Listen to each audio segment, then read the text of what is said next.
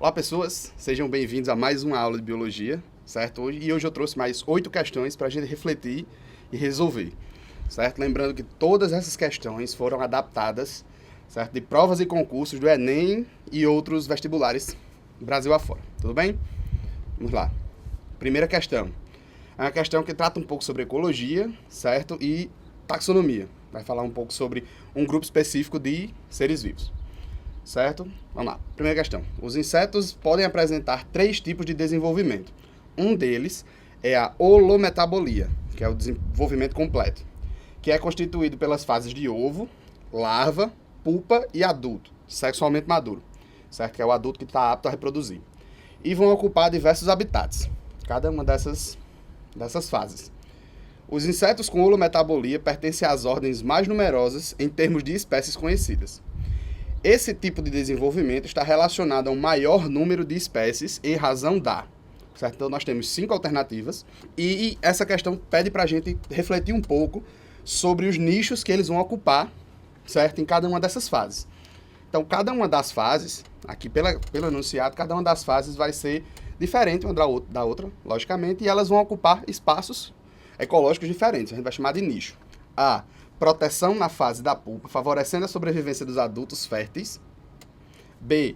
Produção de muitos ovos, larvas e pupas, aumentando o número de adultos. C. Explorando de diferentes nichos, evitando a competição entre as fases da vida. D. Ingestão de alimentos em todas as fases da vida, garantindo o surgimento do adulto. E E. Utilizando do mesmo alimento em todas as fases, otimizando a nutrição do organismo. Certo? Então, a questão está pedindo para a gente prestar atenção nessa característica de desenvolvimento dos insetos, que é a holometabolia, e o próprio enunciado diz que é uma característica de insetos que tem grandes, né, é uma característica das ordens que tem várias espécies, grandes números de espécies, certo? Então, esse grande número de espécies está relacionado ao quê? Certo? Então, como a gente já viu nas aulas de ecologia, certo? Tem uma alternativa dessas 5 que está associada, sim, aos hábitos de vida do inseto, que tem essa característica de vida, que vai estar, né, garantindo com que existam mais adultos férteis no final da vida. Dá uma pausa. Já escolheu a alternativa? Vamos corrigir? Né? Vai ser a alternativa C. Certo? Por quê? Porque a exploração de diferentes nichos vai garantir com que esses indivíduos, nas diferentes fases da vida, eles não disputem recursos naturais dentro do seu ambiente. O que vai minimizar os riscos, né, e garantir que eles se desenvolvam e cheguem na vida adulta. Ok? Vamos para a próxima. Questão 2. A polinização, que viabiliza o transporte de grãos de pólen de uma planta até o estigma da outra, pode ser realizada, né, de forma biótica ou abiótica. Aqui está escrito abioticamente, certo? Nos processos abióticos, as plantas dependem de fatores como o vento e a água, que não são fatores vivos, certo? Mas estão associados à vida. A estratégia evolutiva que resulta em polinização mais eficiente quando depende do vento é a... Certo? Então, nós temos, de novo, 5 alternativas, e cada uma delas vai estar associada a uma estrutura que a planta vai apresentar para poder receber esse pólen de forma mais eficiente. Certo? Então, a diminuição do cálice. B. O alongamento do ovário. C. A disponibilização de néctar. D. A intensificação da cor das pétalas. Quase não sai. E o aumento dos números de estames. Certo? Então, aqui a gente vai ter que lembrar, certo? Lá da morfologia da planta, certo? Mais precisamente da flor. E vamos lembrar qual das estruturas aqui a seguir tem a ver com a recepção do pólen, com a captação dele. Certo? Vou dar uma pausa. Escolher a alternativa? Então, a alternativa certa vai ser a alternativa E, certo? Que vai estar relacionada ao aumento do número de estames. Quanto maior o número de estames, maior vai ser a área de contato que esse pólen que está espalhado no ar vai ter em relação à flor. E aí ele vai poder captar com mais facilidade, certo? Esse pólen vai poder fecundar, certo? E gerar um novo indivíduo a partir desse processo. Tudo bem? O aumento do número de estames. As cores das pétalas, disponibilização de néctar, certo? Isso tudo vai ser relacionado à polinização biótica, certo? Então vai ter a ver com outros seres vivos que vão se aproveitar dessas características da flor para poder polinizar. Tudo bem? Vamos para a questão 3. O deserto é um bioma que se localiza em regiões de pouca umidade, certo? A fauna é predominantemente composta por animais roedores, aves, répteis e artrópodes. Uma adaptação associada a esse bioma presente nos seres vivos dos grupos citados é a... Então, vamos parar um pouquinho e vamos refletir sobre o que é que essa questão está pedindo. Essa questão pede, certo, que a gente veja das características que circundam os 4 grupos que foram falados aqui. Então, nós temos artrópodes, né, invertebrados. A gente vai ter répteis, aves, já são grupos de vertebrados, e roedores, que vai ser um grupo específico dentro dos mamíferos, ok? Então, esses 4 grupos vão ter uma característica em comum que vai garantir com que eles sobrevivam no bioma deserto, certo? O bioma que vai estar associado a pouca umidade. Então, vamos dar uma olhada. Alternativa A. Existência de numerosas glândulas sudorípadas na derme. Alternativa B. Eliminação de excretas nitrogenadas de forma concentrada. Alternativa C. Desenvolvimento do embrião no interior do ovo com casca. Alternativa D. Capacidade de controlar a temperatura corporal. E alternativa E. Respiração realizada por pulmões foliáceos. Certo? Então, dessas 5 características, quais você acha que vai estar auxiliando os 4 grupos de seres vivos a sobreviver no bioma deserto? Escolheu sua alternativa? Vamos lá. Alternativa E, certo? A eliminação de excretas nitrogenadas de forma concentrada vai garantir com que o uso da água por esses indivíduos seja mais aprimorado, certo? E ele desperdice menos na hora de eliminar o que não vai ser usado dentro do organismo dele. Ok? Próxima questão. A utilização de extratos de origem natural tem recebido a atenção de pesquisadores em todo o mundo, principalmente em países em desenvolvimento que são altamente acometidos por doenças infecciosas e parasitárias. Certo? Então aqui a gente vai estar tratando de uma relação ecológica de parasitismo. Um bom exemplo dessa utilização são os produtos de origem botânica que combatem insetos. Certo? O uso desses produtos pode auxiliar no controle da... Então nós temos 5 alternativas de doenças e vamos buscar nessas alternativas uma delas que esteja associada aos insetos, né, para que o controle utilizando extratos de origem natural, ele seja eficiente. A primeira vai ser a alternativa A esquistossomose, né, a B, a leptospirose, a C, a leishmaniose, a D, a hanseníase e a E, a AIDS. Certo? Então dessas 5, apenas uma vai ter o seu ciclo associado ao inseto. Vamos lá? Escolheu sua alternativa? Exato, alternativa C, a leishmaniose, vai ser a única, certo, que vai utilizar um inseto como um vetor para a transmissão dessa doença. A esquistossomose e a leptospirose não vão usar, né, insetos. A esquistossomose vai ser através de um caramujo, a leptospirose através do rato, e a hanseníase e a AIDS não estão associadas ao seu ciclo de vida, não está associado a nenhum inseto, certo? Sobrando apenas a leishmaniose. Ok? Questão 5. A terapia celular tem sido amplamente divulgada como revolucionária, por emitir a regeneração de tecidos a partir de células novas. Entretanto, a técnica de se introduzir novas células em um tecido para o tratamento de enfermidades já era aplicada rotineiramente em hospitais, certo? Então, você colocar novas células dentro de um tecido para reparar algum dano, tratar algum prejuízo que esse indivíduo tenha, né? Os seres humanos, na verdade, já que são em hospitais, já era uma técnica amplamente utilizada. Então, vamos lá. Nós temos 5 técnicas e o texto se refere apenas a uma delas. Vamos olhar as alternativas e vamos ver qual dessas técnicas está associada à descrição do enunciado. A. Vacina. B. Biópsia. C. Hemodiálise. D. Quimioterapia. E E. Transfusão de sangue. Certo? Vamos falar um pouco sobre cada uma delas assim que você escolher essa alternativa. Vamos lá? Certo? A alternativa certa vai ser a E, a transfusão de sangue. Mas vamos dar uma olhada em cada uma dessas alternativas para entender um pouco dos processos os processos biológicos envolvendo cada uma delas. Certo? Então vamos lá. A vacina não trata-se da inserção de novas células de um tecido, certo? Ele vai inserir normalmente um agente inutilizado, certo? Um inviável, como um vírus ou uma bactéria, para gerar uma reação imunológica no receptor dessa vacina. Então, quando você foi no postinho, quando era criança, tomar a vacina, né, para colocar suas vacinas em dias, você colocou, certo, parte do vírus inutilizado para que seu corpo identificasse sem que você corresse nenhum risco. Então, você meio que adquiriu, né, o patógeno, mas não ficou doente. E o seu corpo já gerou uma resposta imunológica e você já vai ficar tranquilo, você já vai ter defesas naturais contra aquele patógeno caso você o encontre de novo, certo? A B é uma biópsia. A biópsia não vai ser uma injeção, vai ser uma retirada, certo, de tecidos do corpo para se analisar laboratorial, lá no laboratório clínico, direitinho, para se buscar alguma coisa, certo? A hemodiálise tem a ver com o processo, o auxílio no processo de filtrar o sangue, e a quimioterapia tem a ver com quimioterápicos, certo? Principalmente no tratamento contra o câncer. Tudo bem? A transfusão de sangue vai ser a injeção de sangue dentro de um hospedeiro que necessite, certo, de sangue, não tem o volume sanguíneo adequado para o funcionamento do seu organismo.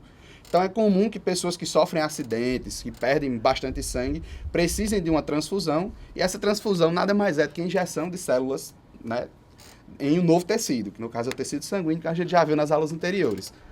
Né? Para tirar mais dúvidas, vocês acessem as aulas anteriores, vejam mais nossas aulas e vamos para a próxima questão. Questão 6. Ela vai trazer um pouco sobre corredores ecológicos. Né? Os corredores ecológicos visam mitigar os efeitos da fragmentação dos ecossistemas, promovendo a ligação entre diferentes áreas, com o objetivo de proporcionar deslocamento de animais e dispersão de sementes, bem como o aumento da cobertura vegetal. Certo? Então, o corredor ecológico vai ser uma área que liga dois fragmentos, certo, de um mesmo bioma. Então, é comum em áreas que o bioma foi destruído, degradado e tem, né, poucos fragmentos, esses fragmentos sejam ligados por corredores ecológicos. E esses corredores vão garantir que o fluxo continue, certo, nas atividades naturais e a vida consiga prosperar de novo naquele bioma que estava destruído e agora tem a possibilidade de ser resgatado. São instituídos com base em informações como estudos sobre o deslocamento de espécies, sua área de vida, né, que é a área necessária para o suprimento das necessidades vitais e reprodutivas, e a distribuição de populações. Então, o corredor ecológico precisa de todos esses estudos para poder ser instaurado, certo? Não é só chegar e dizer, bom, vou fazer aqui um corredor ecológico de qualquer jeito. Não funciona. Sempre tem um estudo por trás, certo? Nessa estratégia, a recuperação da biodiversidade é efetiva por quê? Então, temos cinco pontos aqui e apenas um deles é realmente, de fato, a explicação da efetividade da recuperação da biodiversidade. Né? Alternativa A, propicia o fluxo gênico. Alternativa B, intensifica o manejo de espécies. Alternativa C, amplia o processo de ocupação humana. Alternativa D, aumenta o número de indivíduos nas populações. E a alternativa E, favorece a formação de ilhas de proteção integral.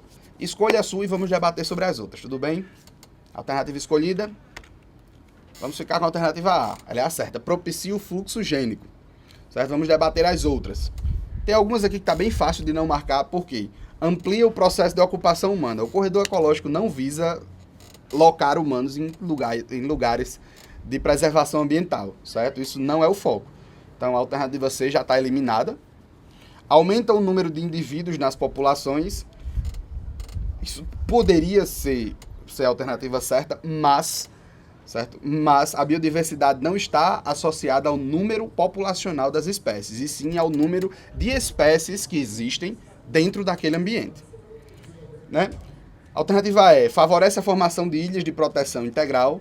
Não, que isso não é o foco, certo? As ilhas de proteção integral, elas não são formadas a partir de corredores ecológicos. Os corredores ecológicos visam ampliar de novo, resgatar aquela área de preservação, aquela zona que estava sendo perdida. E a B, intensifica o manejo de espécies. Não é o foco, porque o manejo de espécies não tem nada a ver com corredores ecológicos, certo? Propicia o fluxo gênico. Esse corredor ecológico vai garantir que uma zona se conecte com outra e essas espécies possam intercruzar para gerar, né, uma zona fértil que eles consigam reproduzir e tenham suas necessidades vitais atendidas, certo? E esse fluxo gênico é o que vai garantir, sim, a biodiversidade, certinho? Então, além de várias espécies reproduzindo dentro dessa zona ecológica, a gente vai ter um fluxo gênico dentro das espécies que é bem alto e vai garantir uma diversidade maior. Ok? Próxima questão. Questão 7. Para serem absorvidos pelas células do intestino humano, os lipídios ingeridos precisam ser primeiramente emulsificados. Certo? Aqui a gente tem dois conteúdos conectantes. Primeiro, bioquímica dos lipídios e segundo, sistema digestório. Nessa etapa da digestão, torna-se necessária a ação dos ácidos biliares, lá do fígado, na nossa aula sobre sistema digestório. Visto que os lipídios apresentam uma natureza apolar e são insolúveis em água. Então, eles vão precisar desse processo. Esses ácidos vão atuar no processo de modo A. Em 5 alternativas, apenas uma delas vai nos explicar como é que esses ácidos funcionam nos lipídios. Hidrolisar os lipídios. B. Agir como detergentes. C. Tornar os lipídios anfifílicos. D. Promover a secreção de lipases. E E. Estimular o trânsito intestinal dos lipídios. Né? Escolha a sua alternativa, falamos sobre ela. Se você quiser buscar a resposta, assista a nossa aula sobre o sistema digestório. Faça as revisões, consulte seu material escrito, né? Faça mais pesquisas na internet e vamos lá para a resposta. Alternativa B, certo? Ao agir como detergentes, esses ácidos biliares eles vão garantir a quebra, né, desses lipídios e facilitar essa absorção. Né? Então, essa emulsificação vai ser mediada por esses ácidos biliares, que vai garantir que o corpo consiga manejar, certo, com mais facilidade. Agora nós vamos à questão 8, é a nossa última das 8 questões de hoje, certo? Vai ser uma questão sobre um tema bem atual, que é vacina, e como ela atua no nosso sistema imunológico, certo? A questão 8, vamos lá. O soro e a vacina são substâncias que agem como imunizadores do organismo. A respeito desses produtos, marque a alternativa incorreta. Então nós temos 5 alternativas. Só uma delas vai estar coesa, certo? As outras são afirmações que não condizem com os efeitos da vacina, do soro e a vacina. Certo? Vamos lá. A. O soro é responsável por imunização passiva. B. As vacinas estimulam o corpo a produzir anticorpos contra determinado antígeno. C. As vacinas são produzidas injetando-se o antígeno em um animal que passará a produzir anticorpos. Os anticorpos são posteriormente processados e podem ser usados em humanos. D. Como exemplo de soro, podemos citar o antiofídico. E podemos dizer que a vacina é usada na prevenção, enquanto o soro é usado para curar. Certo? Reflita um pouco sobre essas alternativas, escolha a sua alternativa e vamos discutir um pouco sobre todas elas. Tudo bem? Escolheu a sua alternativa? Vamos lá. Alternativa C. É a alternativa incorreta, certo? É muito importante a gente prestar atenção nisso, porque todas as outras foram escolha correta, e agora tem a incorreta, certo? E à medida que você vai passando a prova, né, se você não tomar cuidado, se não prestar bastante atenção nessas coisas, você pode cair numa pegadinha autoimposta, né? Você pode ler correta, onde está escrito incorreta, e acabar perdendo uma questão por conta disso. Vamos lá. Alternativa A. O soro é responsável por imunização passiva, certo? É porque o seu sistema imunológico não vai estar atuando para gerar o agente imunizador do seu corpo, o anticorpo. Né? O soro já vai vir com esse anticorpo e ele vai combater aquele patógeno lá do seu sistema. B. As vacinas estimulam o corpo a produzir anticorpos contra determinado antígeno. É como a vacina, como todas elas funcionam. Né? Você toma e seu corpo vai identificar aquele patógeno e vai gerar defesas para que no futuro, quando você esteja numa situação de risco, seu corpo tenha uma defesa pronta para aquilo. Ok? A D, exemplo de soro, nós temos o antiofídico, certo? É um soro bastante popular, que é contra a picada de cobra, que ele vai ser usado, ele é bem específico, é isso, ele vai ser usado sempre, cada soro vai ter sua ação. Então, se você foi picado por uma cobra, né, e precisa de um soro antiofídico, é extremamente importante que se identifique aquela cobra para se poder ter um soro antiofídico extremamente eficiente contra aquele veneno. Ok? A E, né, podemos dizer que a vacina é usada na prevenção, enquanto o soro é usado para curar. Exatamente. A vacina você toma antes de adoecer. E o soro você tem que tomar quando você é exposto àquele patógeno. Né? No caso da cobra, quando você leva a picada, você toma o soro antiofídico. No caso da vacina, você, quando era bebê, você se vacinou, você tem um cartão de vacina, né? Seus pais têm um cartão de vacina, e você segue sua vida protegido contra determinadas doenças. Alternativa C, porque ela é incorreta, certo? Vamos ler ela de novo. As vacinas são produzidas injetando-se o antígeno em um animal, que passará a produzir anticorpos, certo? E os anticorpos vão ser posteriormente processados e podem ser usados em seres humanos. Vamos lá. desmistificando todo os termos técnicos e os jargões e tudo mais. Bem simples para ficar bem fácil de entender como é que funciona a vacina.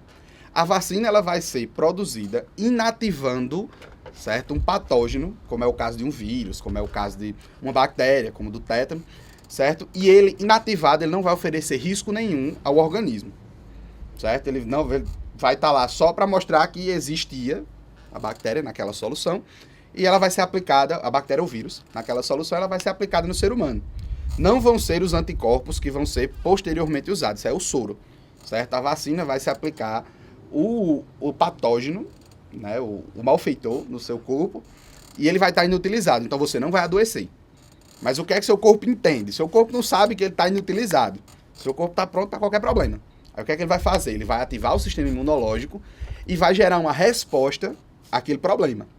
Então, o seu corpo vai pegar a vacina e vai gerar, né, uma informação para o seu sistema imunológico, que a gente chama de memória. Então, seu sistema vai ter uma memória contra, por exemplo, o vírus da gripe. Né? Quando lançarem a tão sonhada vacina do Covid, então seu corpo vai ter a resposta para a vacina do Covid. Ou a vacina do Covid.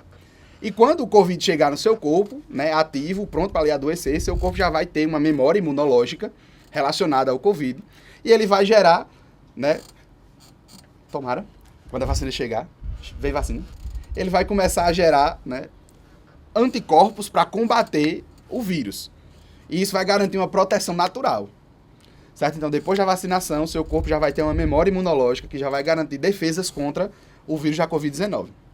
Ok? É assim que a vacina funciona. Certinho? Então, encerramos as questões, mas aqui vou deixar algumas dicas para vocês, certo? Vocês exercitem o hábito de leitura, vocês resolvam mais questões, não fiquem só nessas 8 questões que eu coloco aqui. Essas 8 questões são mais para a gente refletir, para a gente discutir um pouco os termos técnicos, para a gente observar. São dicas rápidas que a gente vai passar aqui para vocês, certo? Leiam bastante, já disse isso, mas ler nunca é demais, leiam muito. Vocês estudem, continuem revisando, continuem batalhando, que o Enem está chegando e vocês vão alcançar, né, a tão sonhada e tão merecida, já que vocês estão estudando bastante, vaga de vocês, certo? Fiquem todos bem, espero que vocês tenham gostado da aula. Um abraço e tchau.